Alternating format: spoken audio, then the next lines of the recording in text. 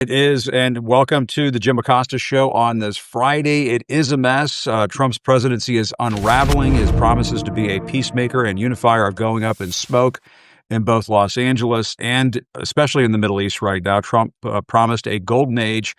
This looks more like a shit show, and it's getting worse by the day. As you can see with me, my guest, Olivia Troye, Chuck Rocha joining a little later on. But Olivia, I mean, here's what Trump promised during his second inaugural address. Not that he was serious about this, but this is what he said. He said, quote, "My proudest legacy will be that of a peacemaker and unifier. That's what I want to be, a peacemaker and a unifier." He also said, "Our power will stop all wars and bring a new spirit of unity to a world that has been angry, violent, and totally unpredictable." He said, "Stop all wars." And look what's happening in the Middle East right now. The U.S. military is helping intercept missiles that Iran is firing in retaliation at Israel as we speak. Yeah, he ran an entire campaign about that, right? He said that all the things that were happening during the Biden administration wouldn't happen under him if he was in the Oval Office. And how's that playing out? So here we are. And my bigger concern, Jim, is the fact that with Biden, we knew that we had foreign policy professionals, experts across the board, regardless of whether you agree with their, views or stances or how they conduct the foreign policy. We did have people that knew what the heck they were doing. Now we are in an administration where they have, the first thing I thought about with this attack was the fact that they've just gutted the National Security Council. Yeah. So right now, that would be turning into a 24-hour machine of response right now, trying to figure out where it stands, where the intelligence, how the briefings are coming along, where are, military civilians, American civilians, what the targets are potentially. All of this would be happening in discussions. And I'm just curious as to who is in the driver's seat for these things, because when you look at the personalities of the people running policy right now in the Trump White House, at the NSC, all of the experts and professionals have pretty much been sent home. Yeah. And I remember after October 7th, when Biden was in office, Tony Blinken was doing a lot of shuttle diplomacy. He was going back and forth from Washington to the Middle East. And, the Biden administration was doing its best to, persuade Prime Minister Netanyahu to not allow this to become a wider regional conflict because of the unpredictable nature of it. You just don't know where it's going to go, how big it's going to get, how deadly it's going to get. As you can see right now, Iran is firing these retaliatory strikes, and some of those are penetrating that Iron Dome that Trump wants to emulate. Yeah, and Trump said he was going to stay out of this, right? That was the first thing he said at the beginning. His first statement was, "I'm staying out of this." Well, Right. clearly we're not. We're involved. And, I'm just curious as to what was really happening then during these negotiations with Iran, because now here we are today. So what actually was the plan here? Was there an actual plan and strategic plan? Was there coordination? I mean, what did we know? When did we know it? These are all the questions that I think the Hill should be asking. If we can actually, get any sort of semblance of diplomacy happening in the Hill, given everything that's happening on a daily basis, where we can actually have serious discussions about foreign policy again for our country. But I think we're far from that right now, given the way the Republicans are behaving and a lot of the mudslinging and, you know. Oh, no question about it. And I want to get to that in a segment because you worked on the national security staff for Mike Pence during the first Trump administration. You know how these things go down. And the first time around, you had serious individuals in some of these very important jobs. H.R. McMaster. You had James Mattis, General James Mattis as the defense secretary. This time around, you have Pete Hegseth. Yeah, imagine the coordination on Signal right now. I wonder what's going on. Yeah, right. I kind of hope that they add I really want to get added. How do I get in? Yeah. I fucked out. That's a chat room you don't want to be in, honestly. Yeah. It comes with some other stuff that we don't want to talk about on this program. It comes with fist pumps. Yeah, but I mean, look at the backdrop that we're going to see this weekend. We have this military parade and Kim Jong-un Dictator birthday bash for Donald Trump. Dan Scavino, one of Trump's top aides, was tweeting out this video of all these soldiers hopping off the back of these vehicles. And it looks like something out of North Korea. It is unreal. It is unbelievable. As those funny chyrons used to say, 10 years ago or something like that. And, we shouldn't laugh too much because inside the military, apparently, Olivia, they're very worried about what may take place here in Washington tomorrow. Helene Cooper is a Pentagon correspondent for the New York Times. She's reporting that some current and ex-military officials are worried about a possible Tiananmen Square moment during these festivities because of the birthday party coinciding with the 250th anniversary celebration of the U.S. Army. There are a lot of wheels in motion right now. They're juggling a lot right now putting this together. But she said this earlier on the daily podcast, the New York Times podcast. They're also worried about a potential Tiananmen Square moment where you have a protester standing in front of a tank. I mean, imagine something like that. I mean, we just don't know what's going to. Everything is a tinderbox right now. It is, and there's been an entire stage and precedent set throughout the week, right? He went Yeah, to Fort Bragg. He gave that speech in front of the military. It was very political. It was like something we've never seen, super overly partisan. And then the response yeah, where they staged the soldiers behind him. I've talked to a lot of military leaders who found that incredibly upsetting to see that play out. And then now we've got, what's happened in California with the National Guard, and now we've got the wannabe dictator parade, because that's what I call it, because that's what he's always wanted. I mean, yeah, Trump has been craving this since his first administration, and cooler, braver minds prevailed during that time. Now there's no one there. They're there to enable him, and he's going to do this. So I am concerned about a moment like that. I am concerned about violence. I am. I mean, there's no way how this is not bubbling uh, below the surface. And thinking you and I were talking about this earlier today. yeah. I'm concerned about sort of the bad actors that are also looking to exploit opportunities. People like the Proud Boys. Yeah.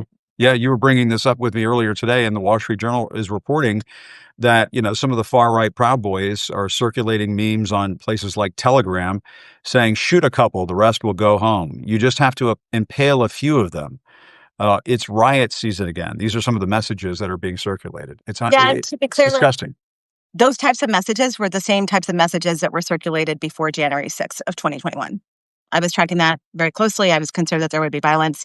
This is exactly the same type of rhetoric that they pushed. I mean, they were apparently pushing gun tutorials this week on there for how to carry this out. So this is very serious. And I'm not saying this to scare people, because I want people to have their voices heard, and we Yeah, want people to show up for the No Kings, counter protests and rallies.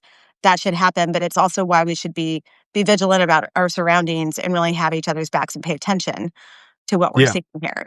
Because I know, Trump also wants the violence. Let's He not forget. wants it. He feeds off of it. This is his law and order, I say that in quotes, moment that he craves all the time. And so I think he is looking to provoke this, I think. And that is why you're seeing all of this play out this way. I don't think that it's one-offs, Jim. I actually think that this is strategically coordinated about Yeah. what they've been doing the past couple weeks, and then the lead up to this parade.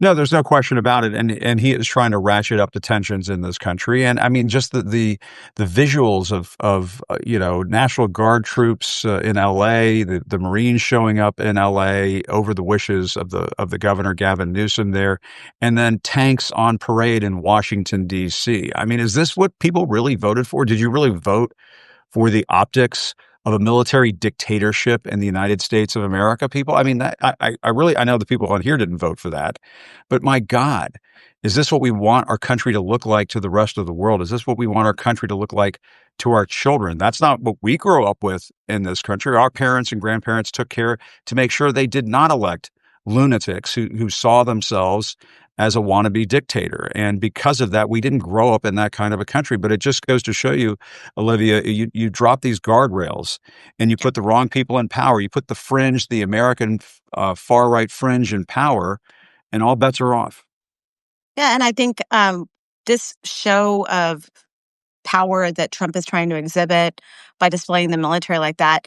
The one thing I also thought about was the fact that we have all of this military equipment and all of these soldiers and officers here in town, while there's basically significant conflict brewing over in the Middle East. And I'm just Yeah, watching this thinking, okay, I really hope that nothing bad happens here in Washington, D.C., because right now the distraction is this military parade that Trump has decided he wants for the sake of his own birthday party, yeah, right? And then I'm also thinking about the amount of money that this is costing. And I'm also yeah, thinking about seeing these jarring optics in Washington, D.C. For those that aren't here, let me tell you, like, it actually is reminiscent of, it's worse, actually. It's 9/11. That's what it yeah, reminded me of. Right, yeah. walking down the streets, a militarized, like, yeah, that's what it looks like here in DC right now. Is No, no, that no. They were closing down the National Mall. They put up the cages up. I called them the Freedom Cages. They put the Freedom Cages up around the White House complex and all around DC.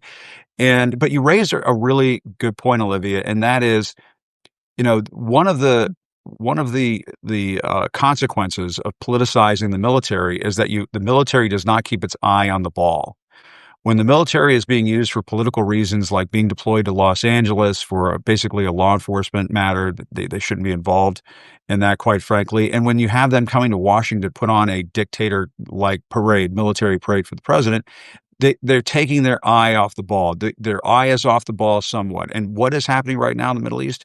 Stuff is blowing up in the Middle East right now. I mean, the military should be sharply focused and solely focused on making sure the situation between Iran and Israel does not spiral out of control and get to a point where the whole region is going up in flames. And to me, that is what the commander in chief should be focused on. Not nursing his bruised ego and his damaged psyche.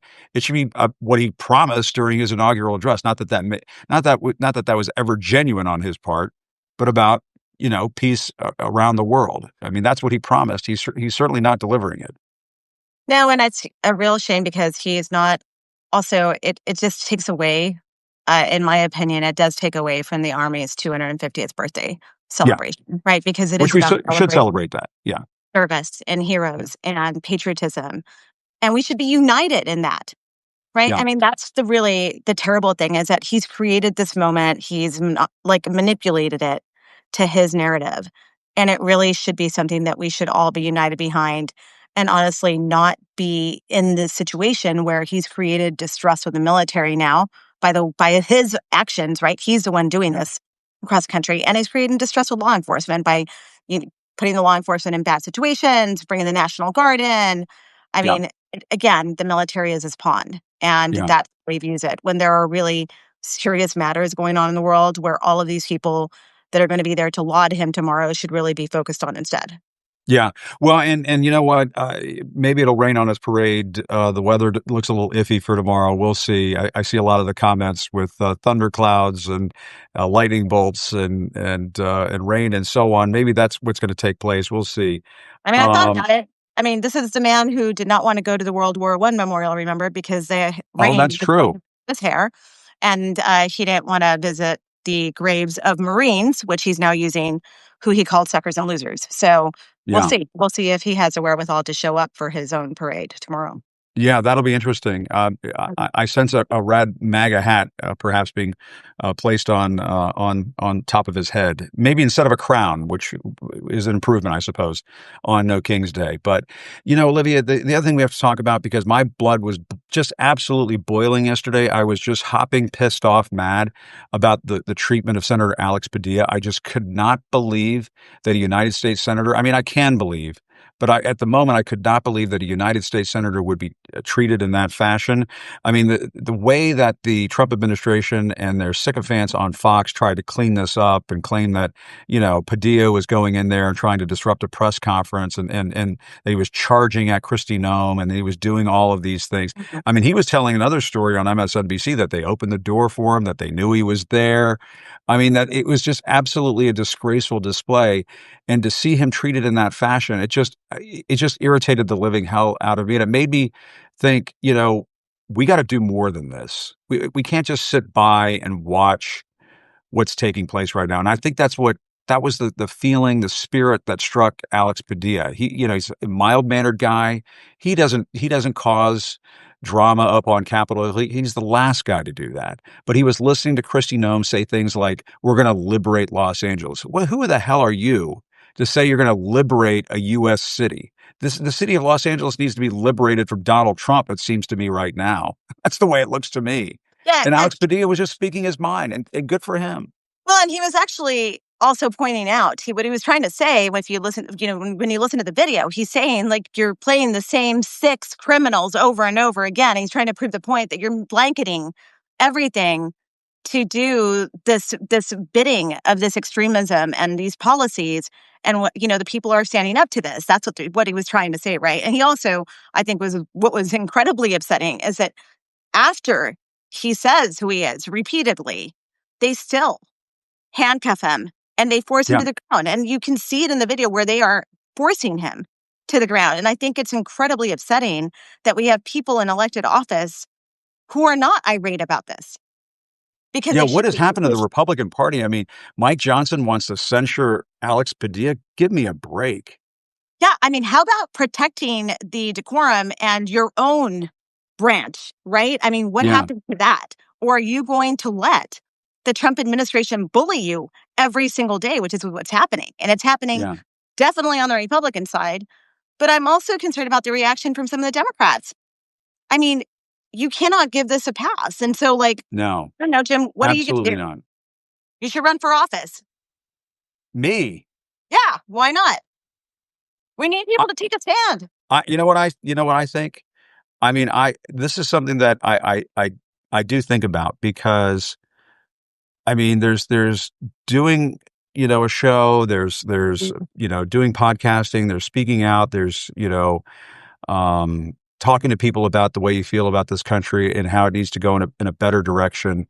And it just absolutely infuriates me to see what is taking place with Hispanic people in this country, with Latino people in this country. Um, they are absolutely being treated. We are absolutely being treated. I know you're Mexican American background. My dad's a Cuban refugee. We are absolutely being treated like third class citizens in this country. And this is a moment for, I think, the Latino population in America to rise up and make its voices heard. I'm going to talk about this with Chuck Rocha in a little bit too. I think maybe we need to have a million Latino march in Washington. I mean, we need to have a peaceful, nonviolent resistance movement in this country that reminds the people in power, people like Donald Trump, that we are not second and third class citizens. We are Americans and we have the same rights. And we're a better country than this. Just brutalizing and beating up Hispanics in this country. They don't even care if he's a United States senator for Christ's sake. Well, and I thought the most powerful thing it was afterwards where he spoke and he said, "If they're doing this to me, imagine what they're doing to others across the country." And that's 100% true. I mean, we're seeing it, right? We're seeing them show up in people's homes. We're seeing them where the lady, she thought that their house was being attacked and robbed, and her family was sitting outside. I think it was in Oklahoma where I showed up and they had the wrong house, and she's sitting out there and they're threatening her. They're arresting innocent people. They're bullying people. And Yeah, just where does it end? And I mean, look, we watched that last night and it hurt my heart to see my mom watching this yeah, and seeing it happen to someone like Alex Padilla, who has worked so hard and he's representative of our culture. yeah, We grew up on the border and I have relatives in California. And it was really chilling to watch her, because she was watching the clip and it's the first time she'd seen it. And she said, Ave Maria Purísima. And it meant like, oh my God, Holy Mother of God, right? Like, I mean, she yeah, was in shock. And I think yeah, that was the feeling that I think we all had, was sort of like, I cannot believe, and I could tell that. And she looks at me and she was like, what is happening to our country? Because she came here as an immigrant, so proud, yeah. right? And, And and I her- and I've talked about this so many times too. My dad came to this country when he was 11 years old. Came with my grandmother. They were treated with kindness. They were treated with decency. They were treated with respect. My dad and my grandmother were given coats and sweaters at the local Presbyterian church in Fairfax County, Virginia. And this was back in the 1960s. We're showing more compassion and more of a welcoming spirit to immigrants back in the 1960s than we are today. What are we doing in this country right now? So when you mention that, I mean, I think you should run for office. I think I would love to see more Latinos run for office in this country. Honestly, I really would. I would love to see it because I think it's just necessary. I think it's time for people to rise up and make their voices heard. What we're seeing right now is it's just totally unacceptable. And when I saw Alex Padilla get tackled to the ground yesterday, it made me think they're not going to stop. yeah, You've got a puppy killer and the Secretary of Homeland Security. Who the hell does she think she is? Going down to CCOT and strutting her stuff. Give me a break saying we're going to liberate LA. We need to be liberated from Donald Trump. That's what we need. yeah. And you know what they do? They're just fanning the base for violence, right? Because it's the same language that they used for Michigan. Donald Trump used that a few years That's back. right. It was like liberate Michigan. And guess who got the threats? The governor did. And it's the same kind of language they used before January 6th. Yes. Yeah. It's the same kind of language. I mean, Olivia, it makes me so mad, and it does make me want to do something. It makes me want to do something. It makes me want to do more than just sit on the sidelines and watch this unfold. And I'm asking myself this question, can I sit here on the sidelines and watch this unfold for the next 3 years and just talk about it and talk to you about it and talk to folks like Mike Fanone about it and Chuck Rocha, who's going to be on it. I love all those guys, and I love talking to you guys about it. But there's a part of me that wants to do something about it. Nobody tackled Marjorie Taylor Greene when she was dressed like Cruella DeVille and acting like a jackass at the Capitol. No, I Come mean, on. their response is interesting to watch play out on what happens with this. And I think I saw, good on Lisa Murkowski. She's the one Yeah, that was like, this is completely unacceptable. But she has open primaries in her state, right? She has yeah. said that is why she is able to really take a stand against us in this movement that has taken over the Republican Party. But, I think there's something to be said. I mean, we convened the town hall. There were a lot of powerful messages in it. We triggered Fox News and Megyn Kelly and everyone else. Oh Feel this my God, they I don't lost have their a shit. I know. They were so mad at the taco hat. I got to come up with something else. But Can you imagine if uh, I got out there and did something like this, what they would do over at Fox? they would lose their I mind. mean, Jesse Waters would absolutely shit his pants. Sean Hannity would absolutely piss his pants like the baby that he is, like the baby man that he is. He would absolutely pee his pants all over that studio. And I mean, my attitude is like something's got to happen. Something's got to happen in this country. Something's going to have to happen, and it needs to be done in the spirit of nonviolent protest, political nonviolent protest that, the kind of tradition that you and I grew up with in this country, Olivia, the stuff that we were taught about to be proud of in this country. And I would love to see 1 million Latinos down on the mall. Trump Fortunate wants to watch roll the that. tanks out for his birthday. I'd love to see 1 million Latinos down on the National Mall saying, try to sort out the legals from the illegals now. Yeah, You fascist, all of authoritarian jerks. it. I would love to see it. They're having a hard time distinguishing that now, anyways. So I think that we should all band together and show Yeah. up. Yeah. I think we should do it. Well, you got me thinking about this, Olivia. I have to be honest with everybody. I'm going to continue to stir the pot on this. I think that the people should run, and I think people are looking for people that are they're going to take a stand. I mean, we're not in an era where we can just kind of sit back and watch the Republican Party behave this way. And they play to win. Yeah. They fight to win. And I That's what want to see they've the always done. Democrats just show a little more fight. There are folks in the party who do that, people like Jasmine Crockett. I don't want to paint with too broad of a brush because there are No, some who really have shown a capacity to fight. But they just need a hell of a lot more of it seems to me. yeah, and I think people are looking for inspiration. And, Yeah. I think we've got to band together. That's why we're doing, there'll be the rallies tomorrow where we're going to push back on this while, we have the cosplaying dictator, although he really is sort of really embodying that now Yeah. downtown. Well, war You is raised a good point. overseas. If it's pouring down rain tomorrow, Donald Trump, do you dare to expose the hair? Do you dare to expose the hair, I guess is the question that I have to ask.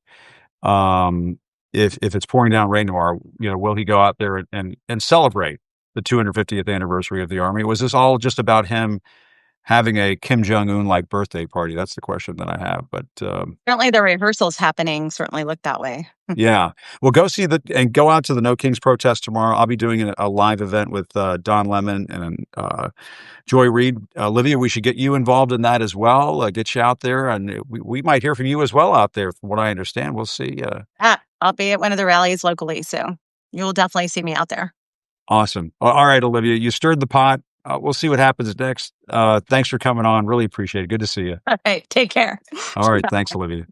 My pal, Olivia Troye, as always, stirring the pot, trying to get me to do things that are probably, things I probably shouldn't do. But you know what? Gosh, I got to think about this, man. There's a part of me that's just like, I can't, how much more of this can we take? ladies and gentlemen? You know, are we really going to just watch this continue for the next 2 or 3 years and just sort of, guys like me just going to sit on the sideline? I don't know if I can do it. There's Chuck Rocha. Chuck, how are you, man? Speaking of doing things you shouldn't do, welcome in Chuck Rocha. This seems like the right time for me to be here. What have I gotten myself into? A tangled web we weave. Ooh, what a tangled web we're living in right now. No kidding, my man. No kidding. I mean, this is some shit that we're watching right now. And, listen, I know one of the reasons why I wanted to talk to you is, first of all, I mean, I know you know Alex Padilla, and you and I were texting back with one another yesterday.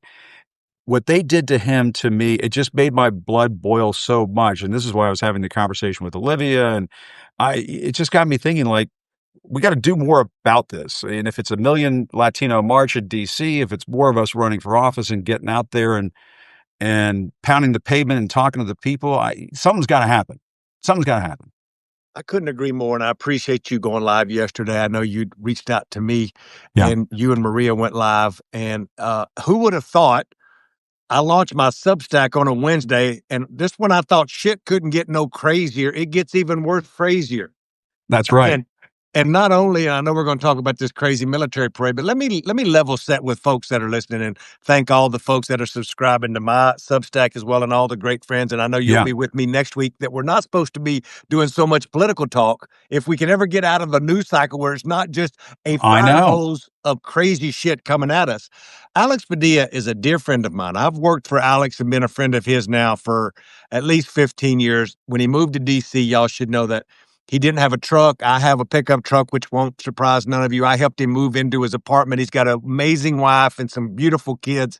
And I want to say this about Alex. Excuse me, Senator Padilla, he's Alex to me. Yeah. Maybe, and Jim, you've interviewed him and you probably know this, is he's one of the most soft-spoken, yes, even-keeled, nice guys. And now, if there was going to be somebody who stormed into a press conference, a la Jim Acosta, or if they were to raise some hell, a la Chuck Rocha, that's some shit me and Jim would do. Alex Padilla is not the one who's going to be marching into a press conference to get arrested. And I'll remind all of you, if you haven't been watching the news, he was escorted in from another meeting in the building where he has an office. He's got an office in this federal building. He'd went through security, and he had an FBI agent and another member of the security walk him into the press conference. They knew he was there. Security brought him and said, let's go do this, because when this wraps up, they can start their other meeting. Like, this was not, people have reached out to me because it would have been a very Chuck Rocha thing to actually stage something like this to get some attention. Oh, yeah. No, it was Alex Padilla being Alex Padilla, just a good public servant. It just rose up within him, it seems to me. He was hearing what the puppy killer, Kristi Noem, was saying at the press conference about liberating Los Angeles, when Los Angeles does need to be liberated, but it needs to be liberated from Donald Trump. He needs to call off the flying monkeys. I mean, get the military out of LA. They shouldn't be distracted by political stuff like this. It's absolutely ridiculous. And Donald Trump is doing this on purpose. And he's doing this on purpose, as we all know, because he wants to incite something. Yes.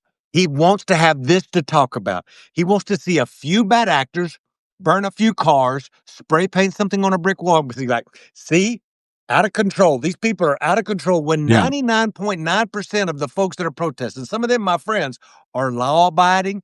They go there and they raise their signs up, they let their voice heard, and they go home in the evening and they meet the curfew. Because you have a few bad actors, Donald Trump knew that. And he knew that he would overreact by sending all these people there to be able to act tough. If I know anything about growing up as a Mexican redneck, those folks who are trying to act tough ain't really tough. No. It's the other folks you should watch out, like the Alex Padillas. The quiet man in the corner is the one who is tough. That's right. Yeah, and Senator Padilla was just trying to ask some questions.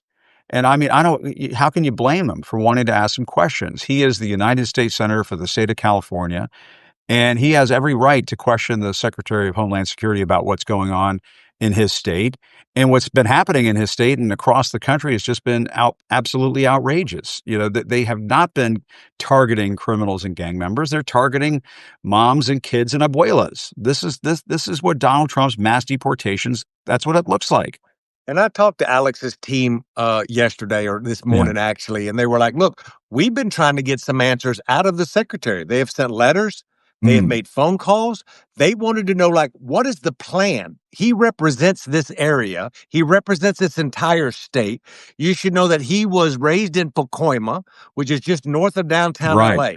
Alex talks about this, and I think he's mentioned this on your show before.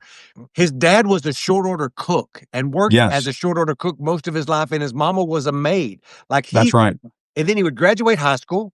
He would go to college and undergrad in California, then go to MIT and become an engineer. Unreal. He's lived the American dream, and he is an exact reflection, much like my family. We're going to talk about this next Wednesday on my Substack, and Jim's family. Our families have got to realize their wildest dreams in seeing these two kids that are on this Substack right now, the kids of immigrants who get to do this work. And we're so honored, and we believe in the American dream so much because we've got to live it, just like Alex Padilla. Alex Padilla is the reason why the American dream is what it is. He is the epitome of the American dream. As you said, he grew up in the San Fernando Valley. This is according to the New York Times, raised by church-going parents, worked as a short order cook. His father worked as a short order cook. As you said, his mother worked as a house cleaner. He made his way to the prestigious Massachusetts Institute of Technology. I mean, that is the American dream. Chuck, you coming up from your roots down in Texas, I came up from my Cuban-American roots in Northern Virginia. That's what this country's all about. You give people a chance. You give people a chance to work hard and play by the rules, and good things can happen. And this is what happened in our system, and folks need to ground themselves when they talk about immigration.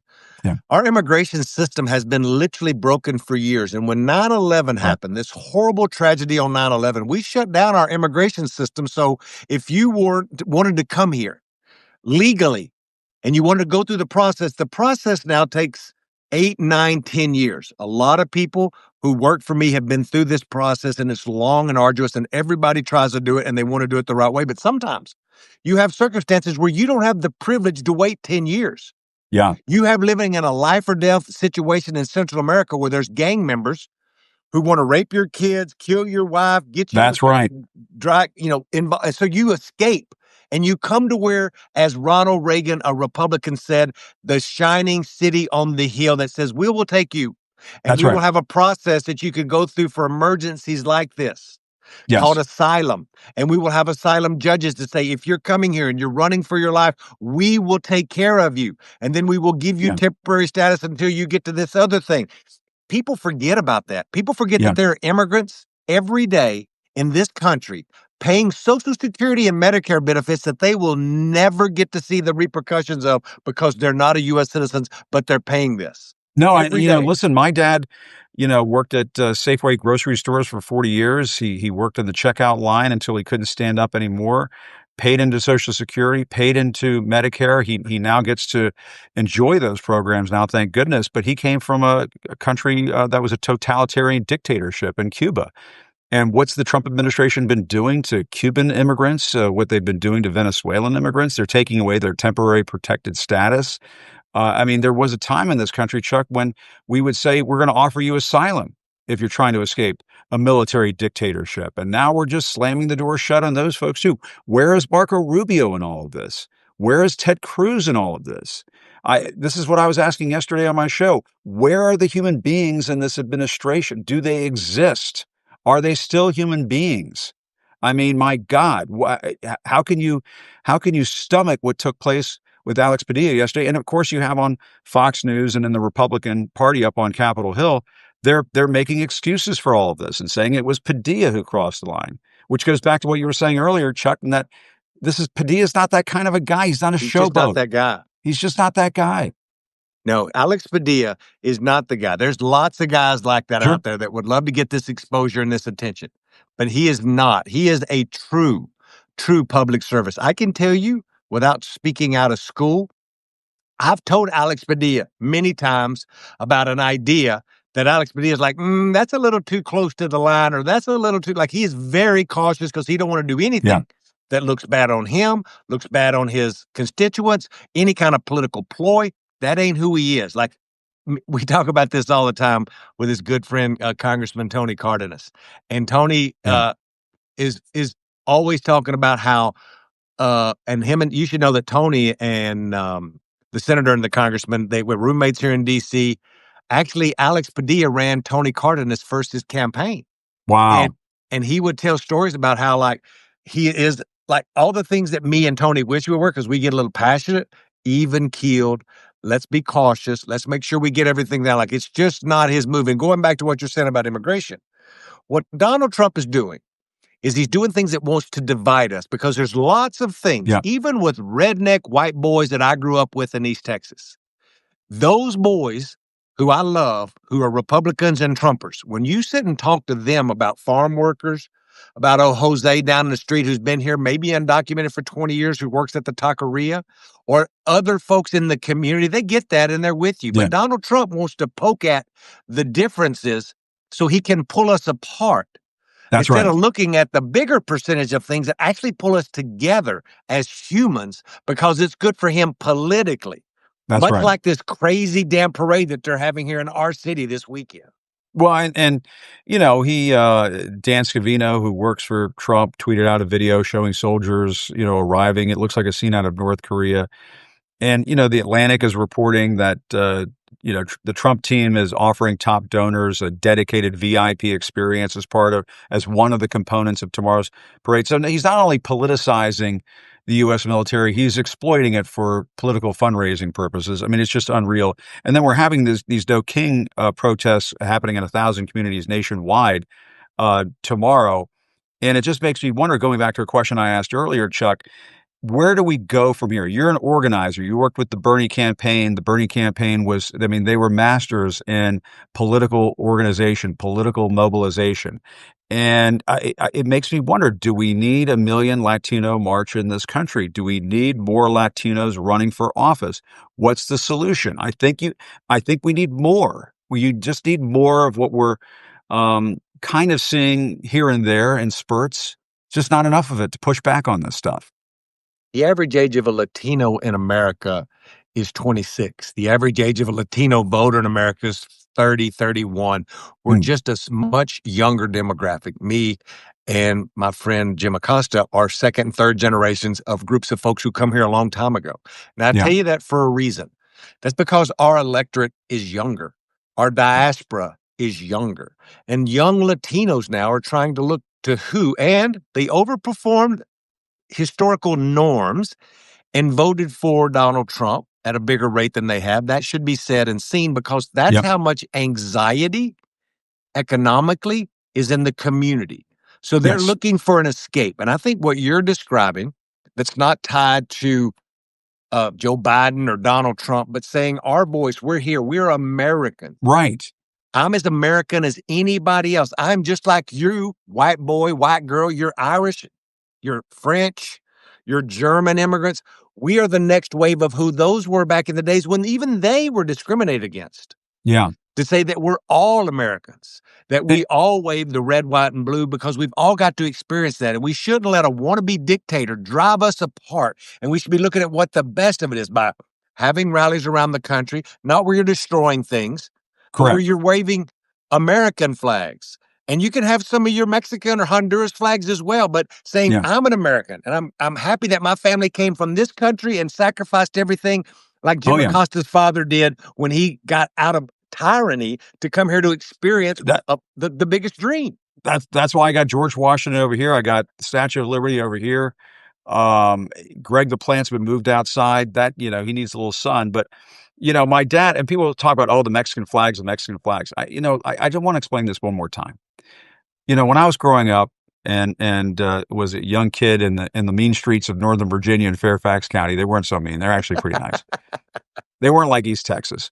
My dad would want us to watch ABC's Wide World of Sports.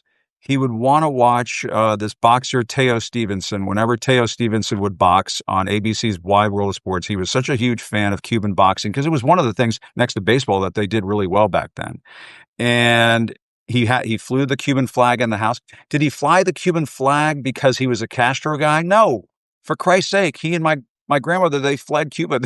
They're far from being Castro lovers. If that were the case, they would be back in Cuba, and I wouldn't exist. I wouldn't be sitting here with you right now. But there is something about national pride or pride in your heritage. You see this on St. Patrick's Day. You see the Columbus Day parades in New York where people show their Italian American pride. In LA, you have a lot of people who say we didn't cross the border crossed us. Our folks have been here for generations. And so to me, it just speaks to a lot of ignorance on the right about the Latino experience in this country. And this is why I come back to political mobilization, Chuck, not to go on a rant or keep talking too long. I really think that what is needed in this country is a mainline, front level, front of the pack Latino presidential candidate. You need it to, if it's AOC, fine, whoever, that's fine. You need that to happen. You can't have just the Democratic coalition representing Latinos in this country because Donald Trump and the Republicans, they're going to do their dirty tricks. MAGA's going to do their dirty tricks to try to peel off a couple of layers from that onion to get just enough votes to win here or there. It just seems to me this community needs leadership and it needs it now. Maybe it's Alex Padilla. I don't know, but it needs it now.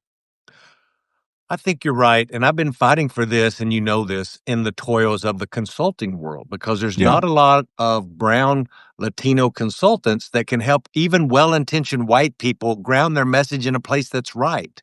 Yeah. As we're becoming the fastest growing population, and we're electing people like a Ruben Gallego. Matter of fact, There you a go. hat tip to Ruben Gallego and his beautiful wife, Sydney. Today, we should be announced that they had a brand new baby boy. His name is Oh, congratulations. Cooper Gray Gallego. Hit the ground today running. Love it. And he's now the proud father of three little kids. And Ruben Gallego is an example of what's possible, and one of those leaders, a guy that grew up with a single mother on the streets of Chicago, would end up getting a privilege to go to Harvard on a scholarship and then go fight in the Marines as an enlisted man. Yeah. And I remember that his story so resonated, but we need more of those stories, to your point, because people see themselves in that. Yeah. People are like, ask me all the time, Chuck, how did you get Ruben to overperform so much in the race in Arizona? It's because he was very authentic on who he was. Very authentic. Very authentic. Like go ahead. He helped defend the Capitol on January 6th. He was there trying to help out on January 6th. I mean, this is a guy who is battle hardened, and I would keep your eye on him. I agree with you. I think he's going to be out there. And I think there's more Ruben Gallegos is my point. Ruben hasn't said he's going to run for president. Obviously, he just had a baby today with his wife, Sydney, so they have a young family. There's a lot of responsibilities. There's a lot of privilege that goes with being able to run for office. You have to be away from your family. You have to make sacrifices and raise money.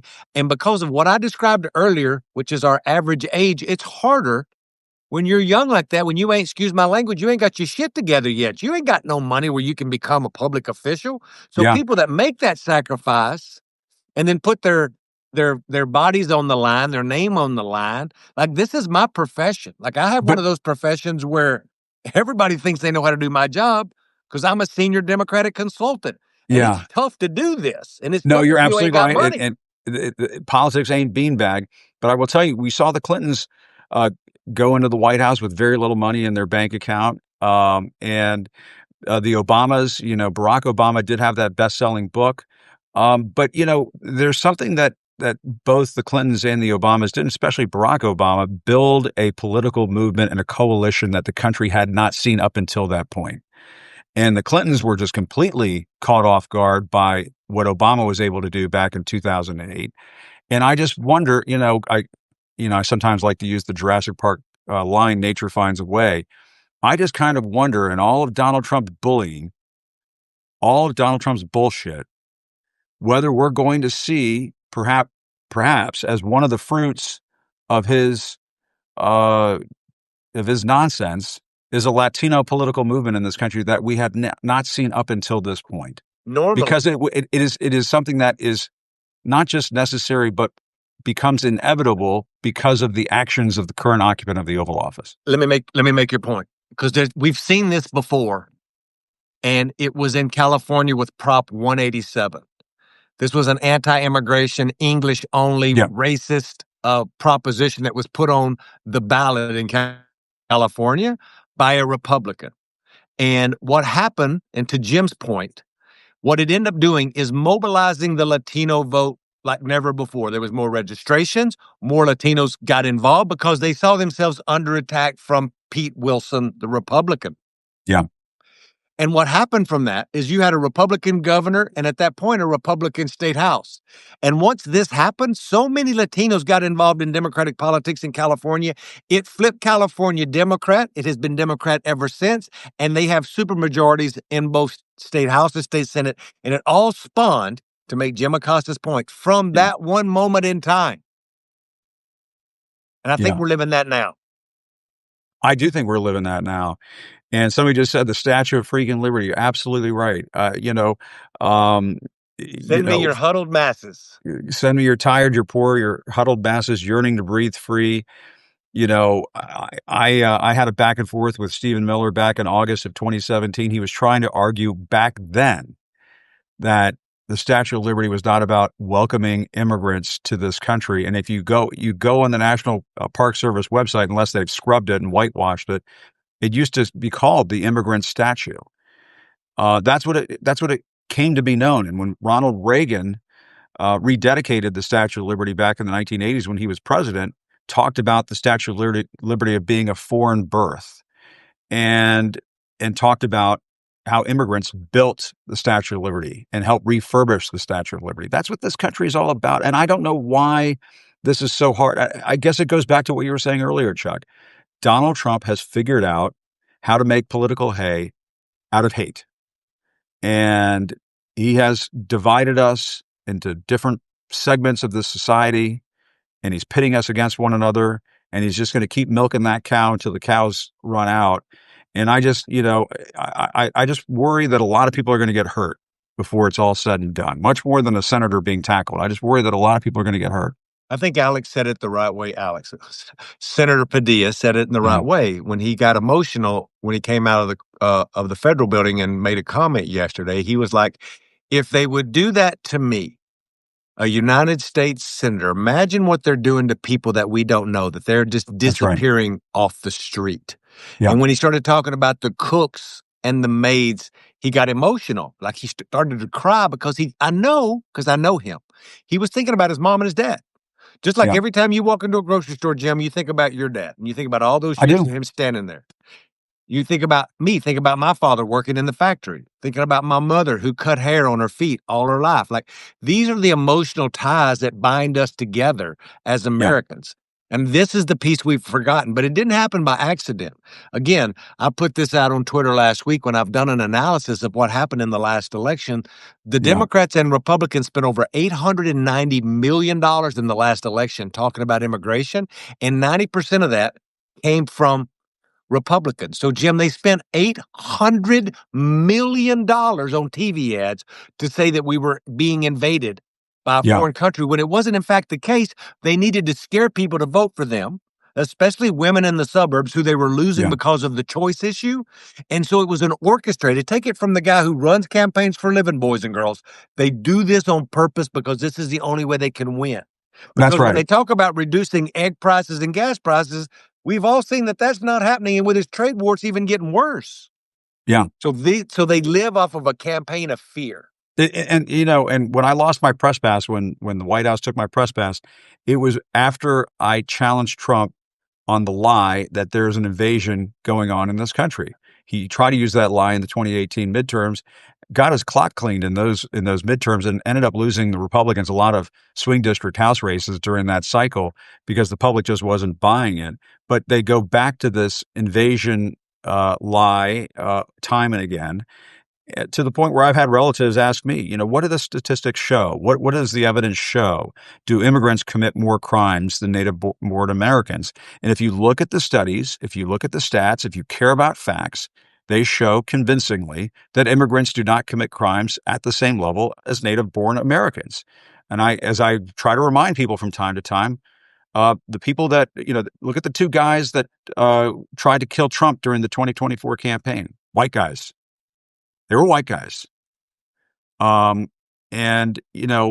This notion that every Hispanic is walking the streets looking to commit a crime, that they came across the border as part of this invasion and they're just walking the streets looking to commit a crime, it's all horseshit. It's And all lies. and it's important to ground the conversation, and Democrats, you need to listen to me. Um, because you have to stand up as well and talk about this issue. And what I've been advising my candidates and organizations is to be commonsensical about it. You can do that while still having compassion and honoring the immigrant experience. Yeah. If somebody comes to this country, and they do come, and they break the laws and they are violent, but that is, as you described, less than 1/100th of 1% of all immigrants. But they come, and if they break the law, then they should be deported if they go through due process. Sure. Of course. Absolutely. And every Democrat, you should say that. And then you should say, let's fix a broken system so that we can fix the backlog for folks who are yearning to be here, who are yearning to work here, which is the most of the folks where there's not a system.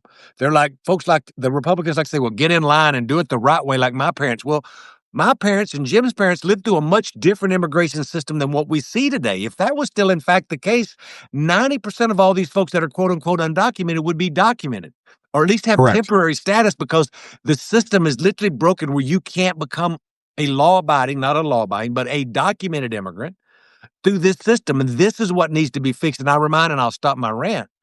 But we had a bill that moved That's through the right. Senate and through the House last cycle. But Donald Trump said, do not pass it because I need this issue to win the presidency. And I just described that they spent $800 million to demagogue the immigrant community. That's right. It was so conservative that James Lankford, the very conservative Republican senator of Oklahoma, was backing that piece of legislation. I mean, that's He how wrote it. conservative that bill He was. wrote it. He wrote it. He wrote it, an Oklahoma guy. Still, but Trump wanted to demonize immigrants during the campaign. And now we're starting to see what mass deportations now, what that actually means. As I've been saying on my program, I'll say it again. It was a lie during the campaign. It is a lie now that they're targeting criminals and gang members. This is an effort to remove people with brown skin and Hispanic last names in this country. Full stop. That's what's happening. And to me, we have to have that honest conversation with the American people. And you need more Latino candidates doing it. And you need a show of force from this community. We need 1 million Latino march in this country down on the National Mall to say to Donald Trump, these are the families, these are the children, these are the parents, these are the grandparents, these are the hardworking, law-abiding people, proud people of this country who aren't going to take this lying down anymore. You can't tackle and handcuff all of us.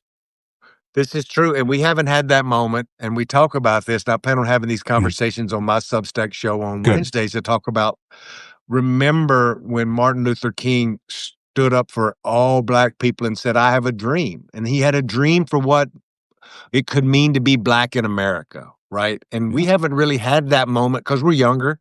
We come from so many different places. We have a much different experience than our African American sisters and brothers.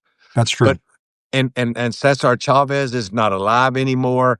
We kind of have a leadership that's spread across lots of folks. You know, I'm honored to be one of those people, but I'm just one of many.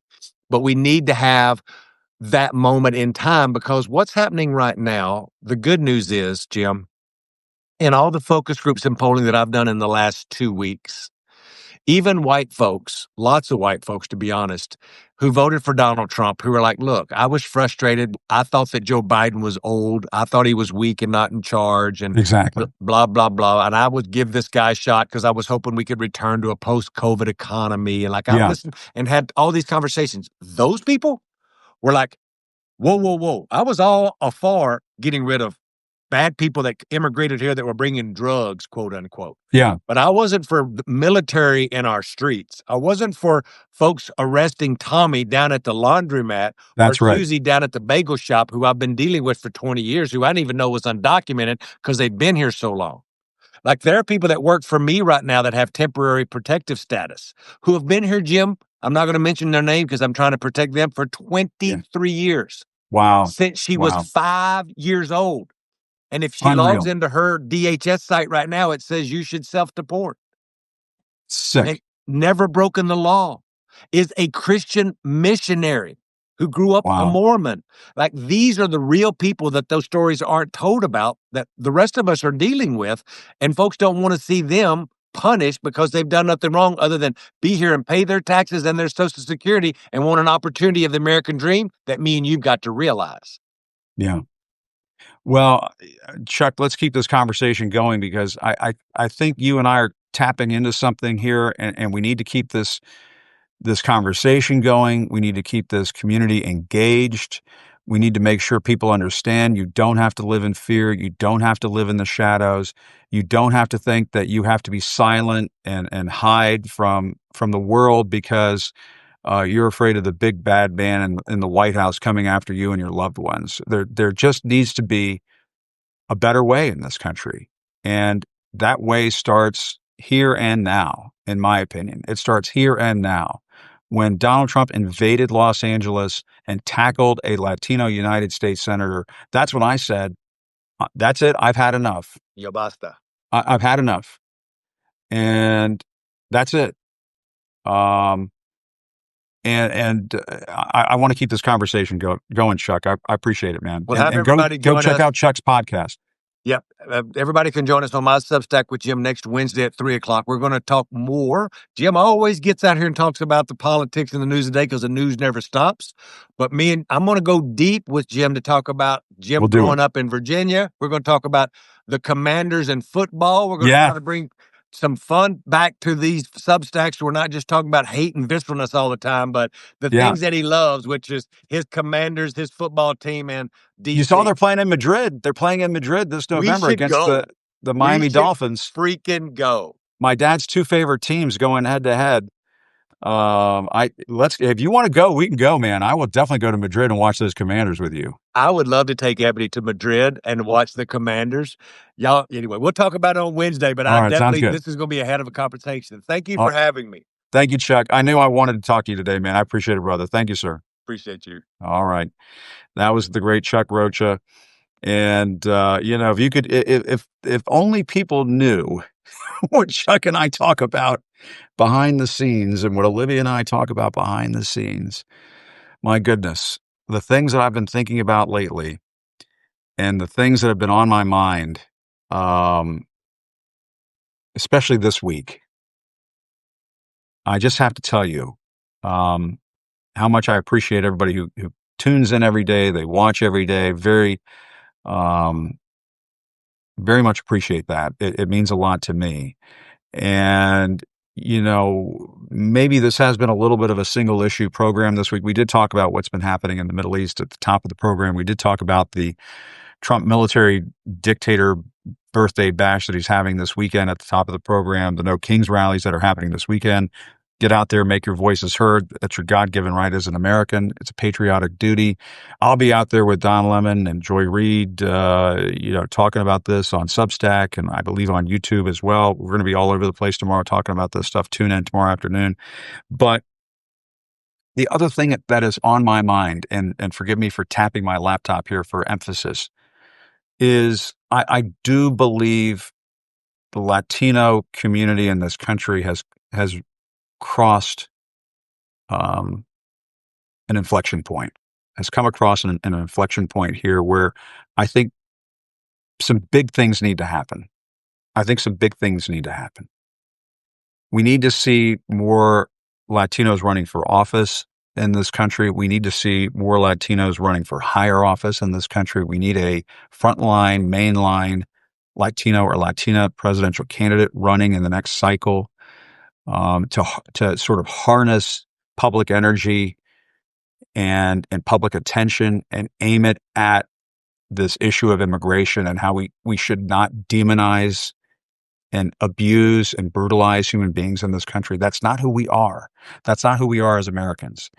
And so I've been thinking about this quite a bit. It's something I'm going to continue to be, thinking about, because it's been on my mind, and I just think we all need to be doing more. We just all need to be doing a lot more to protect not just the Alex Padillas of the world. The senator, he can protect himself. As people can rally around him, I suspect he'll be very successful as an elected representative for the state of California for some time now.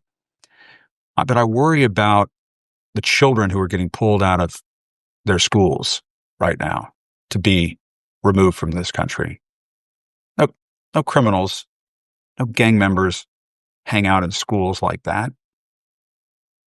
I'm worried about the mothers who are being pulled away from their U.S. citizen children and the family being presented with the ungodly choice of leaving the child here separated or everybody leaving the country together. I'm worried about the abuelas who are being rounded up. I'm worried about the people who we've seen this on the local news, their car windows getting smashed in and ICE agents in masks ripping them out of their vehicles. And now we have the Marines in Los Angeles for what? Anybody knows there might be a war breaking out in the Middle East? I can think of some other things that the Marines should be focused on right now. I can think of other things that our top generals should be focused on right now. The commander-in-chief should be focused on right now. Instead of trying to rile people up in Los Angeles and provoke a situation where you can go crack some skulls. And we should be something more than a country that has a president that needs tanks rolling down Constitution Avenue or Pennsylvania Avenue just to nurse whatever broken places are inside of him that need soothing and stroking. I mean, my God, man, why do you need this? But I keep going back to what we need in this country. What we need in this country is a better way forward that respects human beings, that respects human decency, that doesn't retaliate against people out of hatred. We're better than this. We just are better than this. And it's something I'll be thinking about this week. I'll be thinking about what more I can be doing. I hope you're thinking about what more you can be doing. Obviously, there are these No Kings protests happening across the country. Have you been sitting at home watching the news and thinking, my goodness, I need to go do something? Please go out to one of these events and protest peacefully. That's what's needed in this country right now. This wonderful American patriotic tradition of making your voices heard. That's what you can do this weekend. But also think deeply about what more you can do for your country to make this a better place, so we don't slide down into this dark abyss that Donald Trump seems to feel comfortable in, but the rest of us look around and say, this sure as hell doesn't look like America to me. Something to think about this weekend, something I'll be thinking. I'll be doing a lot of hard thinking this weekend, but appreciate you tuning in once again this week. I'll see you tomorrow. I'll be looking at some of these protests tomorrow and trying to do a little coverage around it. So stay tuned for that. But in the meantime, still reporting from Washington, I'm Jim Acosta. Have a great weekend, everybody. Thanks for tuning in. Have a good night. Bye-bye. Hi, Duke.